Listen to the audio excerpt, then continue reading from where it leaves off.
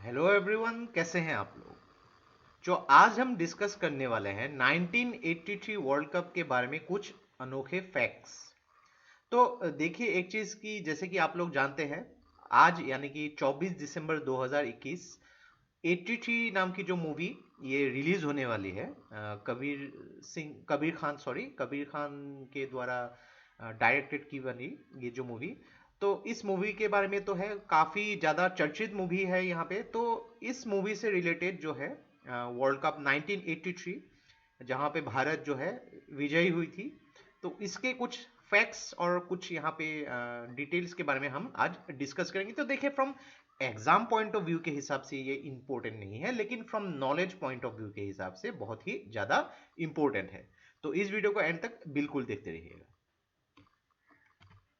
तो जैसे कि आप लोग जानते हैं कि 1983 जहाँ पे भारत विजयी हुई थी, तो ये जो है प्रूडेंशियल वर्ल्ड कप, तो ये जो है इंग्लैंड में जो आयोजित की गई थी, प्रूडेंशियल नाम की एक जो इंश्योरेंस कंपनी है उनके द्वारा। तो इससे पहले 1975 में पहली बार जब वर्ल्ड कप आयोजित की गई थी, और 1979 में, तो 3 बार लगातार इंग्लैंड ने ही आयोजित की थी।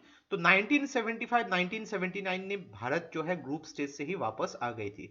एक मैच भारत जो जीती थी वो ईस्ट अफ्रीका के साथ। तो भारत की अगर देखा जाए, 1983 से पहले 2 वर्ल्ड कप में बहुत ही खराब प्रदर्शन था।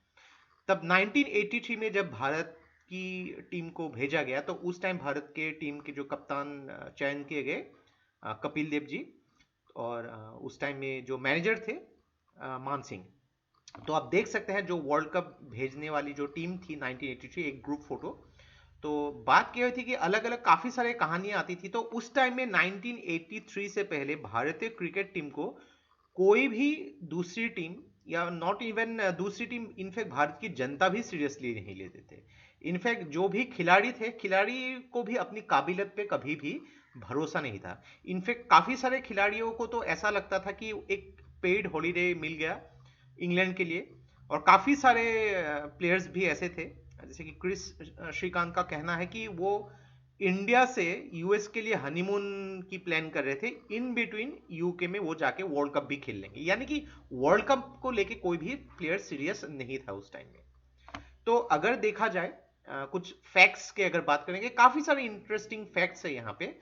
तो बात क्या हो कि अगर आप ट्रेलर में भी देखेंगे, जो 83 मूवी की जो ट्रेलर है, वहां पे एक डायलॉग है कि no team for the Indian, no bus for the Indian cricket team. यानी कि इंडियन क्रिकेट टीम को रिसीव करने के लिए कोई बस भी नहीं आई थी। तो बात क्या हुई थी कि उस टाइम में भारतीय टीम जो इंग्लैंड गई हुई थी वर्ल्ड कप खेलने के लिए, कोई भी कोच नहीं थे, कोई डॉक्टर नहीं था, नॉट इवन फिजियोथेरेपिस्ट। तो आज जब कोई टीम जाती है अब्रॉड में खेलने के लिए, लगभग 10 से ज्यादा सपोर्टिंग स्टाफ होते हैं वहां पे। लेकिन उस टाइम में कुछ भी ऐसे सपोर्टिंग स्टाफ नहीं हुआ करते थे। तो बीसीसीआई उस टाइम में उन्होंने जो है पीआर मान सिंह जो है उनको एज ए मैनेजर के हिसाब से भारतीय टीम के साथ भेजा था। तो बात क्या हो कि उस टाइम में डेफिनेटली एक टीम को कोच की जरूरत है। तो कोच कोई नहीं थे, डेजिग्नेटेड कोच कोई नहीं थे। तो मोहिंदर अमरनाथ काफी सीनियर प्लेयर थे उस टाइम में, तो उन्होंने कोच की जो जिम्मेदारी अपने ऊपर संभाली। तो देखिए, वो खुद एज ए कोच की जो रेस्पॉन्सिबिलिटीज भी संभाले हुए थे, और एज ए प्लेयर के हिसाब से। तो उन्होंने ही जो कपिल देव जो कप्तान थे, और सुनील गावस्कर के साथ जो प्लेइंग, बैटिंग और बॉलिंग ऑर्डर जो टीम में कैसी होनी चाहिए, उसमें उन्होंने सिलेक्ट किया था। तो बहुत ही चर्चित बात है कि 1975 नॉट आउट जो कपिल देव जी की पारी है, अभी तक के अलग अलग क्रिकेट पंडित के द्वारा बोले गए, यहाँ कहा जाता है कि one of the finest knock in the one day international. तो इसके बारे में भी हम बात करेंगे। तो ये क्या हुआ था कि उस टाइम बीबीसी की कुछ हड़ताल थी, एक्चुअली कुछ स्ट्राइक थी, तो ये मैच को रिकॉर्ड नहीं किया गया था। तो एक ग्लोरियस नॉक जो है वो मिस हो गई। तो आशा करते हैं 83 मूवी में हम लोग इस नॉक के बारे में डेफिनेटली जान सकते हैं। तो क्या होता है कि काफ़ी सारे यूरोपियन कंट्रीज में बैटिंग होती है, तो यहाँ पे तो उस बैटिंग में जब भारत की फाइनल पहुंचने की चांसेस जो थी, ये 66:1। यानी कि मान लीजिए कि 66 लोगों का मानना था कि भारत वर्ल्ड कप फाइनल नहीं पहुंच सकते हैं एक लोग के मुकाबले। तो इस रेशियो के हिसाब से भारत को जो कंसीडर किया गया था, तो आप एक अंदाजा लगा सकते हैं कि भारतीय क्रिकेट टीम की पोजीशन कैसी रही होगी उस टाइम में। नेक्स्ट अगर बात करेंगे मोहिंदर अमरनाथ, जिनको सेमीफाइनल और फाइनल में मैन ऑफ द मैच मिला था, तो उनको उस टाइम में as a cash price 600 pound मिले थे, तो काफ़ी कम है। अगर उस टाइम के हिसाब से भी देखें तो बहुत ही कम प्राइस। तो उस टाइम में हर प्लेयर को जो है हर मैच के लिए 12,500 रुपये मिलते थे, बहुत ही कम प्राइस है। अगर देखेंगे यूके के हिसाब से तो बहुत ही कम पैसे मिलते थे उनको। लेकिन क्या हुआ था कि जब भारतीय टीम वर्ल्ड कप जीत गई तो बीसीसीआई ने अनाउंस किया कि एंटायर टीम के लिए 2 लाख जो है ये उन्होंने एज ए प्राइज मनी के हिसाब से घोषित की थी बीसीसीआई ने। लेकिन सुनील गावस्कर ने ये पैसे लेने से मना कर दिया था। तो उस टाइम जब भारत की वर्ल्ड कप विनिंग न्यूज़ आ गई थी, तो उस टाइम जो लता मंगेशकर जी, तो उन्होंने एक म्यूजिक कंसर्ट की भी आयोजित की थी वहाँ पे उस टाइम में। और जब 14 प्लेयर उनको जो है उस कॉन्सर्ट से जो भी पैसे आए थे हर प्लेयर को 1 लाख के मिले थे। तो एक चीज यहाँ पे सोचने वाली बात है ये कि 15 लोगों की एक टीम भेजी गई थी। तो एक प्लेयर ऐसे थे जिनका नाम था सुनील वाल्सन। तो सुनील वाल्सन ने एक भी मैच वहां पे नहीं खेला था। तो भारत की टीम जब विजयी होकर भारत आई, तो उस टाइम के भारत के prime minister Mrs Indira Gandhi और प्रेसिडेंट जो है ज्ञानी जैल सिंह, उन्होंने पूरी टीम को कॉन्ग्रेचुलेट किया था, उनको वेलकम किया था। तो ये जो है आप देख सकते हैं एक ऐतिहासिक तस्वीर है। इंदिरा गांधी जी है यहाँ पे, साथ में उनके वर्ल्ड कप की जो ट्रॉफी है और पूरी की पूरी टीम साथ में खड़ी है। यहाँ पे आप देख सकते हैं बहुत ही ऐतिहासिक तस्वीर है। तो अगर बात करेंगे 1983 वर्ल्ड कप में, तो पूरी 8 टीम वहाँ पे उन्होंने पार्टिसिपेट किए थे। तो 8 टीम में से उनको 2 भागों में जो है डिवाइड किया गया था, ग्रुप ए ग्रुप बी में। तो ग्रुप ए में इंग्लैंड, पाकिस्तान, न्यूजीलैंड और श्रीलंका थी। इंग्लैंड और पाकिस्तान जो है क्वालिफाई कर गई थी सेमीफाइनल के लिए।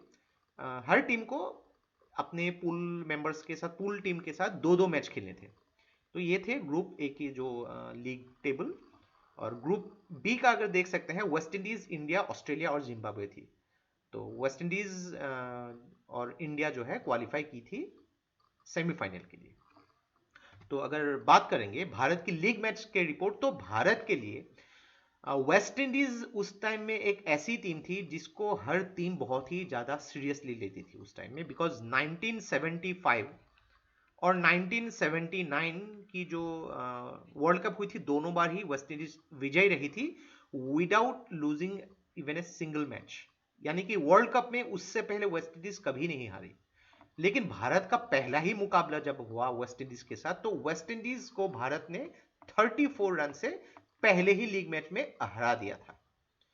तो ये भारत के लिए एक बहुत ही कॉन्फिडेंस बूस्टर की तरह से था, क्योंकि इंडिया के जो क्रिकेट प्लेयर्स उस टाइम के टीम मेंबर्स थे, उनको खुद के ऊपर यकीन नहीं था। लेकिन कपिल देव जी को यकीन था कि हम डेफिनेटली बेटर कर सकते हैं। दूसरे मैच में भारत ने जिम्बाब्वे को हराया था 5 विकेट से। तीसरा और चौथा मैच जो है बहुत अच्छा नहीं गया था भारत के लिए।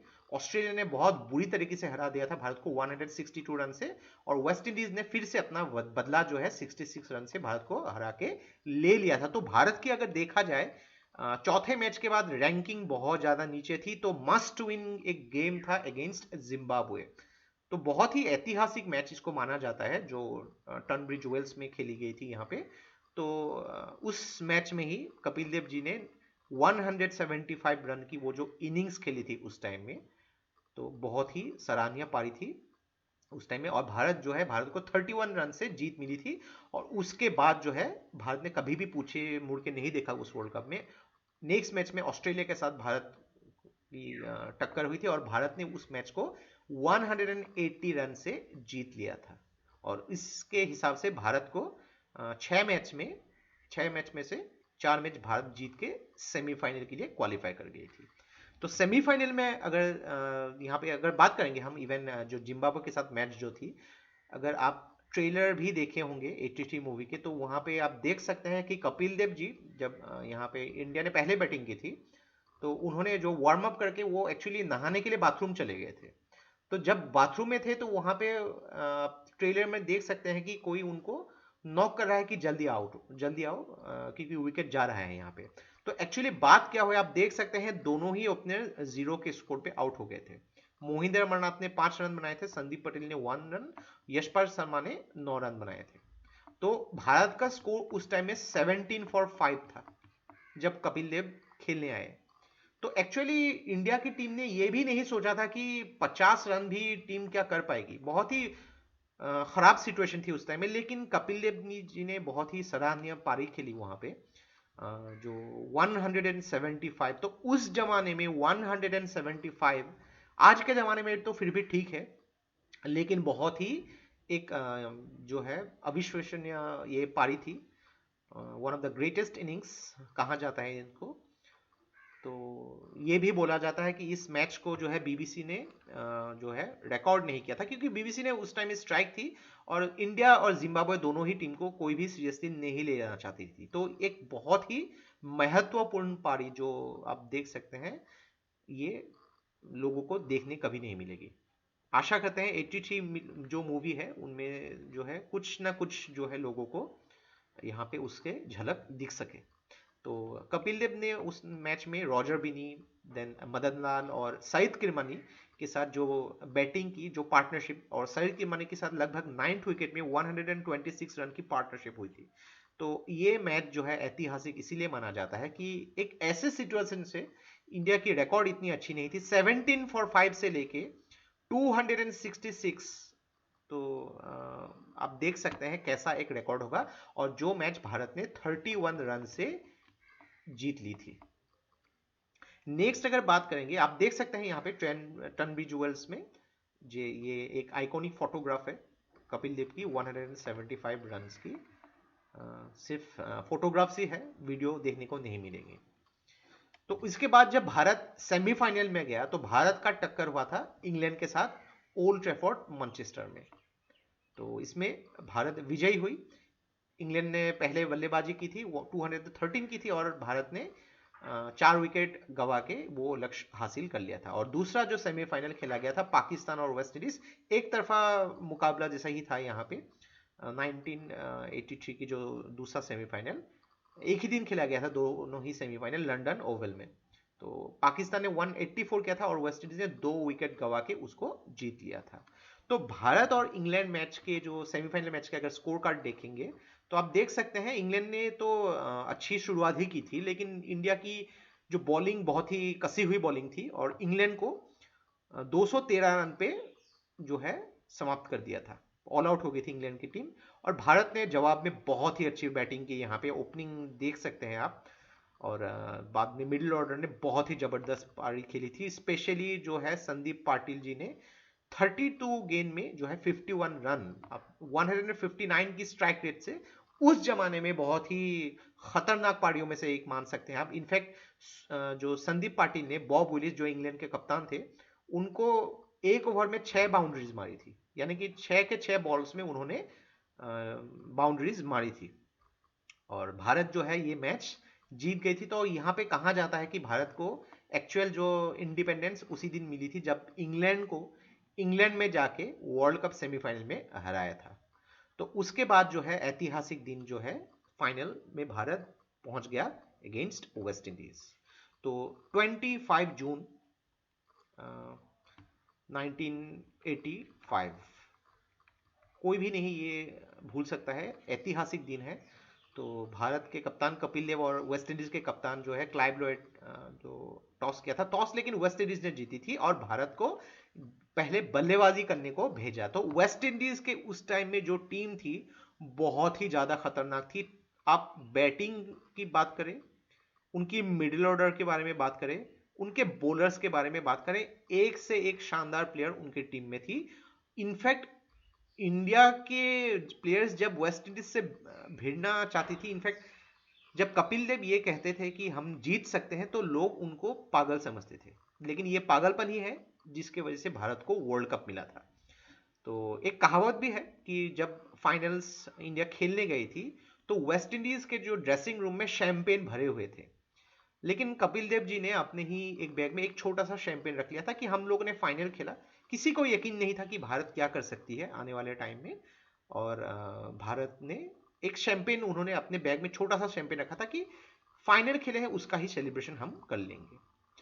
फिर जो हुआ वो नतीजा पूरे दुनिया के सामने है। पहले भारत ने गेंदबाजी की, भारत की स्कोर बहुत ही अच्छी नहीं थी। 2 रन के स्कोर पे सुनील गावस्कर जो है लिटिल मास्टर वो आउट हो गए थे। क्रिस श्रीकांत और मोहिंदर अमरनाथ ने पारी को संभाला था, मिडिल ऑर्डर में लगभग पारी को संभाला, लेकिन वेस्ट इंडीज की जो धारदार बॉलिंग थी, बहुत ही ज्यादा टेरिबल बॉलिंग थी उस टाइम में। इंडिया को जो है बहुत ही प्रॉब्लम फेस करना पड़ा था, लेकिन मिडिल ऑर्डर ने काफी हद तक संभाला। जो बात करेंगे लोअर मिडिल ऑर्डर में प्रॉब्लम हुई, कीर्ति आजाद और रॉजर बिनी बहुत ही कम स्कोर में आउट हो गए थे, लेकिन फिर भी टेल एंडर ने जो है अच्छे स्कोर आप देख सकते हैं। मदन लाल ने 17 रन किए, सैयद किरमानी ने 14 और बलविंदर सिंह संधू ने जो है 11 रन किए थे। तो आप देख सकते हैं 38 जो कृष्णमाचारी श्रीकांत ने खेला था ये पारी, पूरे मैच का हाईएस्ट स्कोर था 38। और जवाब में जब वेस्ट इंडीज खेलने आई थी तो लोगों को ये लगा था कि 183 जो है ये बहुत ही एक तरफा मुकाबला होगा, यहाँ पे जल्दी ही मैच खत्म हो जाएगी। तो गॉर्डन ग्रीनिज जो है उनको बलविंदर सिंह संधू ने 1 रन के नीचे स्कोर पे आउट कर दिया था। और उसके बाद जब विवियन रिचर्ड्स खेलने आए थे तो विवियन रिचर्ड ने बहुत ही तेज पारी खेली थी, लेकिन जब मदन लाल ने उनको आउट करवाया कपिल देव के हाथों, ऐतिहासिक कैच उसको माना जाता है, उसके बाद से ही वेस्ट इंडीज की डाउनफॉल हो गई। तो यहाँ पे कहा जाता है कि लगभग 55 फॉर 1 था एक टाइम में, और उसके बाद 65 फॉर 6 हो गई वेस्ट इंडीज की स्कोर। तब भारत को लगने लगा कि हम मैच जीत सकते हैं। हालांकि जेफ डूजन और मेलकम मार्शल ने काफी यहाँ पे जो है एक फाइट दिखाया था। आप देख सकते हैं 73 और 51 गेंद उन्होंने खेली थी उस टाइम में, तो काफी अच्छा फाइट भी दिखाया था, लेकिन उनके टेल एंडर कुछ भी नहीं कर पाए। Andy Robert, Joel Garner, Michael holding, अब देख सकते हैं किस लेवल के बॉलिंग थे उनके पास, किस लेवल की बैटिंग थी। Clive Lloyd, Vivian Richard, Desmond Haynes, Gordon Greenidge, बहुत ही स्ट्रॉन्ग टीम थी। और नतीजा जो हुआ, वेस्ट इंडीज को ऑल आउट करवा दिया भारतीय गेंदबाज ने 140 रन पे। और आप देख सकते हैं ये जो ऐतिहासिक तस्वीर, कोई भी भारतीय जो है इस तस्वीर को कभी भी नहीं भूल सकता है, जो कपिल देव ने वर्ल्ड कप की ट्रॉफी हाथों से उठाया हुआ। तो देखिए कि ये ऐसा माना जाता है कि वो 1983 का जो वर्ल्ड कप है, ये वर्ल्ड कप जो है not only for cricketing point of view, sports point of view के हिसाब से भारतीय खिलाड़ियों में ने एक यहाँ पे सेल्फ बिलीफ ला के रख दिया था। कोई भी यहाँ पे भारतीय जो है उस दिन को कभी भी नहीं भूल सकता है। इनफैक्ट आप देख सकते हैं लॉर्ड्स की मैदान में ये दृश्य, तो ये लॉर्ड्स है, मुंबई या फिर दिल्ली नहीं है। तो कितने हजारों की तादाद में जनता आ गई थी यहाँ पे। तो किसी को भी यकीन नहीं था कि भारत जो है एक अंडरडॉग के हिसाब से वर्ल्ड कप खेलने आई थी। काफी सारे नए प्लेयर्स थे वहां पे, सीरियसली प्लेयर्स ने भी नहीं लिया था वर्ल्ड कप को, लेकिन फाइनली भारत वर्ल्ड कप जीत गया। और उसके बाद जो है क्रिकेट जो है भारत में एक धर्म बन गया और क्रिकेटर्स जो है भगवान बन गए। 1987 का जो वर्ल्ड कप भारत में खेला गया था, उसके बाद जो है क्रिकेट भारत में, नॉट ओनली भारत में, पूरे एशियन सब कॉन्टिनेंट में बहुत ही ज्यादा पॉपुलर हो गई और भारत को अच्छे से अच्छे खिलाड़ी मिलने लगे। और आप देख सकते हैं 2007 का जो वर्ल्ड कप और 2011 का वर्ल्ड कप, ये उसी का ही एक आप देख सकते हैं कंट्रीब्यूशन ऑफ 1983 टीम। तो फाउंडेशन जो है ये 1983 की टीम ने बना दिया था और अच्छे से अच्छे प्लेयर्स भारत को मिलने लगे। आईपीएल इंडिया में आने लगी, दुनिया की सबसे एक्सपेंसिव जो है T20 लीग है, one of the most watched tournament in the world. तो बहुत ही ज़्यादा है। बीसीसीआई जो उस टाइम में बहुत ही ज़्यादा गरीब थी, आज बीसीसीआई के पास इतनी पैसा है कि पूरी दुनिया के जितने भी अलग अलग क्रिकेट जो ऑर्गेनाइजेशन है उनको खरीद सकती है बीसीसीआई। भारत के साथ टूर्नामेंट आयोजित करने के लिए अलग अलग देशों के जो टीम्स हैं उन लोग मरते हैं आज। तो 1983 जो वर्ल्ड कप बहुत ही ज़्यादा ह्यूज कंट्रीब्यूशन है on the matter of self belief. तो ये था हम लोग का आज का जो कुछ एक छोटा सा ट्रिब्यूट आप मान सकते हैं 1983 वर्ल्ड कप। तो डेफिनेटली इस मूवी में आपको रणबीर सिंह ने कपिल देव की भूमिका अदा की है। आप प्लीज देखिएगा मूवी को। एक आइकॉनिक टूर्नामेंट को यहाँ पे रियल लाइफ में लाने की कोशिश की गई है। तो ये था हम लोग का आज का एनालिसिस। आशा करते हैं इससे आपको काफ़ी कुछ चीज़ें सीखने को मिला होगा और नए चीज़ों को जानने को मिला होगा। तो ये वीडियो को प्लीज़ लाइक कर दीजिए, सब्सक्राइब कर दीजिए और शेयर कर दीजिए। तो आज के लिए बस इतना ही। देखते रहिए Study Rise. Take care, thank you and जय हिंद।